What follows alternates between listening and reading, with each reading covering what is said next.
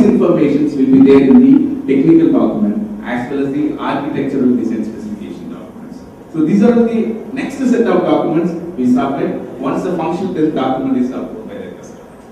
Okay. So these are the three. Functional and technical specs are very critical for starting up the project.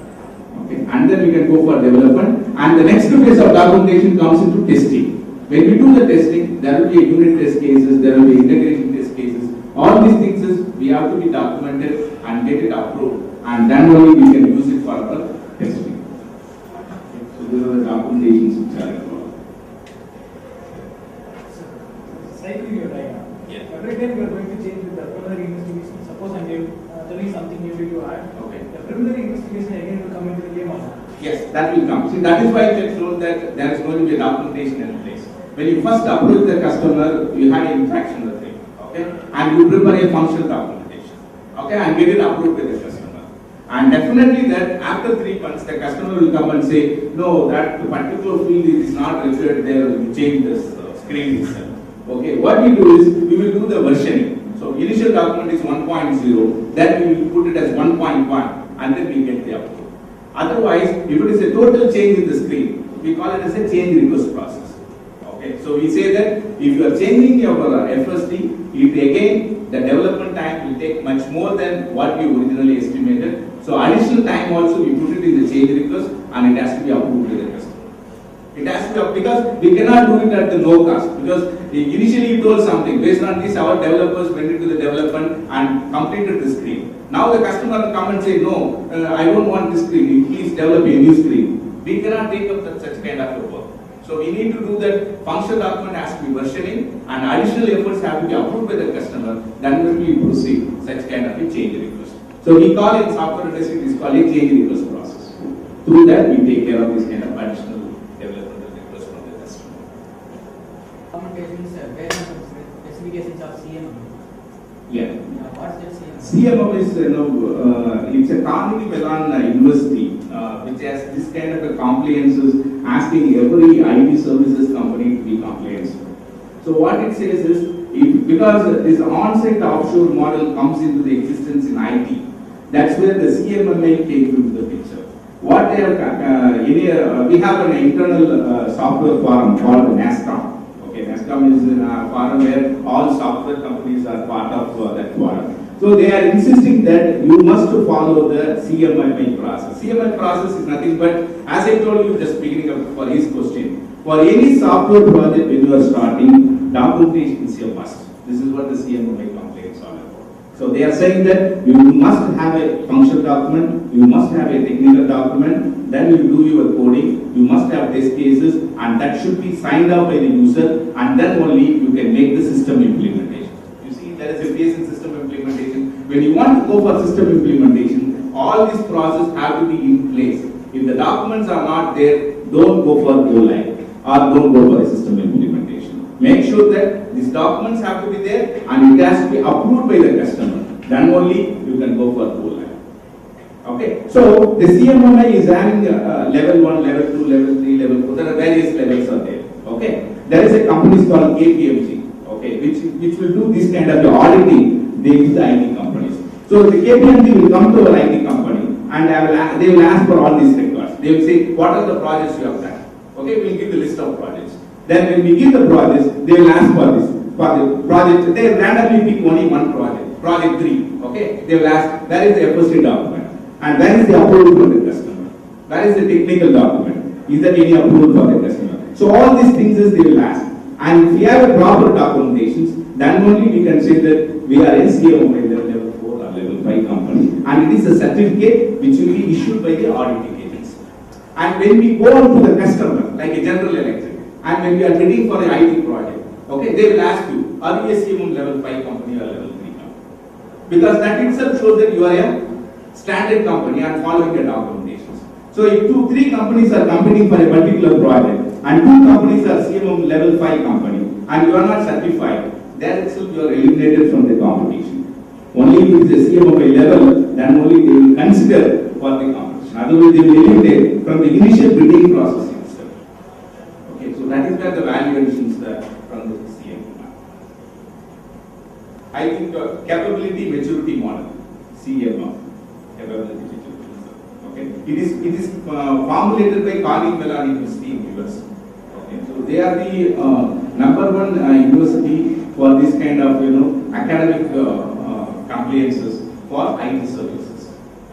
There are a lot of quality processes which are formulated by Carnegie Mellon University. You can Google it and you can find it. But CMMI is capability maturity model, which is having level 1, level 2, level 3, level 4, level 5. Up to level 5 it has. So major companies like Infosys, Wipro, all they are certified as a level 5 companies.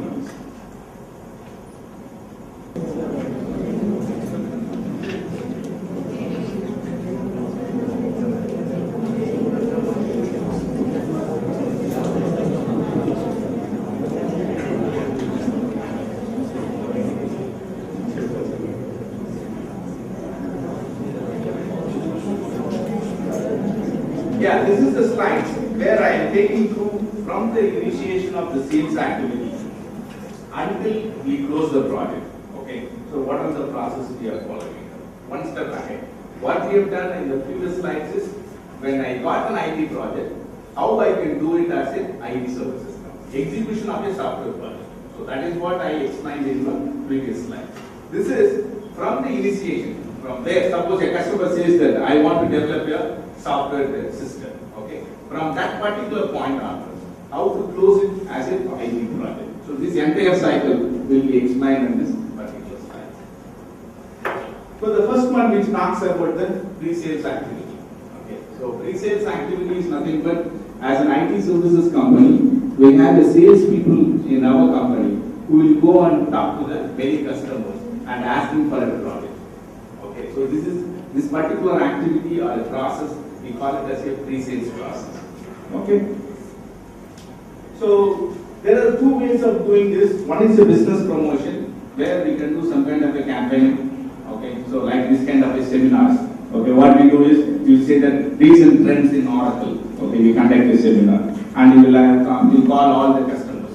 Okay, you send them emails or some kind of ad in Economic Times saying that recent trends in cloud, recent trends in mobile computing. Okay, thereby the customers will come to the seminar and understand, yes, Quadranty is doing something on cloud or something in Oracle. Okay, this is one way of spreading out the message to the outside world that we have the expertise in these kind of technologies. So that is one of the pre-sales process. Okay, business promotions.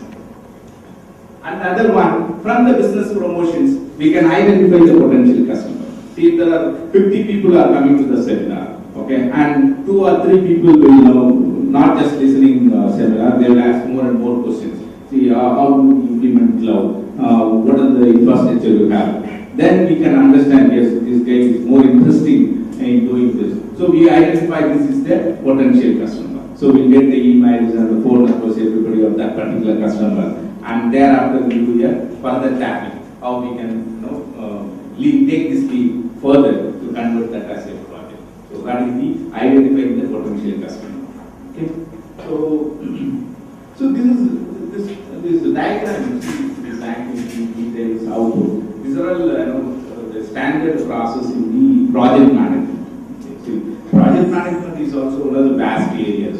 Okay. So not saying that IT or computer science is a particular segment and talks only about some software development. Don't think so. There are so many areas, which is every area itself is a vast one. So when I told you quality, the CMO, there are people who are only specialized in the quality. Okay, and you can get the certificate for CMO auditing, and there is a Six Sigma, which is the Japanese way of quality standards. You can get it Six Sigma, where green belt, black belt, so many certifications are there. You can do. So this is only quality. If you ask the people that what is the kind of a development we are following in software, they never knew. Though they are working in my company, even services company, they are part of it, and they are working more than 10 to 12 years. They never knew about what is the development which is going inside the company, because their only core area is on the quality side. So that is one particular totally a different area where they do the quality certification and they do the auditing, or internally they make sure that when the auditing comes in, how we have to prepare ourselves for such audit. So these are the quality professionals' main job. The same way, there is a project management. So project management is another vast area. So what they do is, we need to implement a process when we execute a project. Okay. So they never do any kind of coding. Okay. What they do is,